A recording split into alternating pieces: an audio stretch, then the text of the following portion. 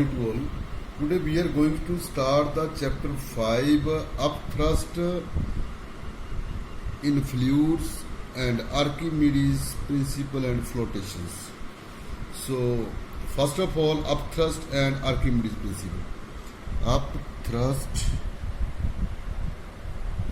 and Archimedes principle.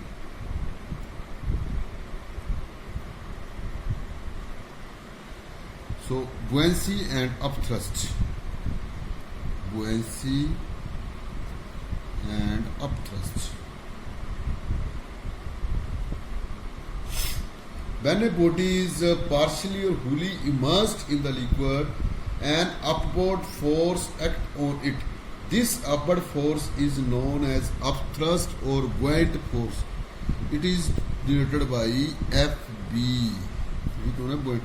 So we can say that the upward force exerted on a body by fluid in which it is submerged, it is called upthrust or the buoyant force.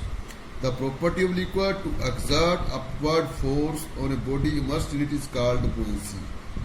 Its experiment is you can find out is pushing an empty can into water. You can took a bucket of water and an empty can, try to push into the bucket in the water. You will notice as you remove your hand, the empty can will come upward directions. So there are so many examples are there which you can use to identify the pushing of the upthrust force or the buoyant force. Pushing a cork into water is also the example of this one.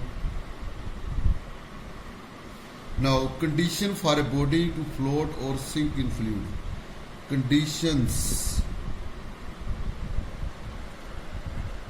for a body to float or sink in a fluid. When a body is immersed in a fluid, two forces acting on the body.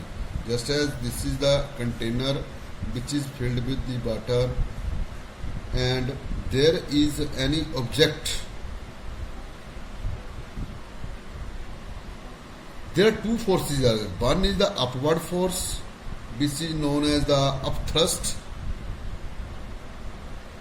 and one is the downward force which is due to the weight of the object, mg. So we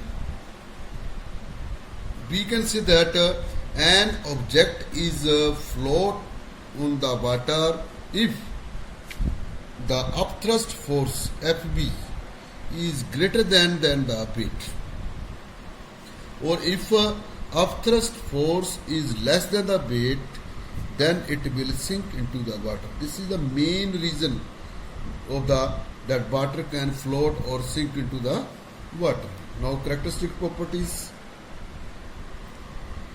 Characteristics properties.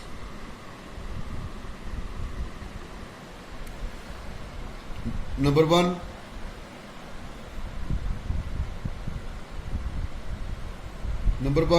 larger the volume of the body submerged in a fluid, greater is the upthrust. We can say that the volume of body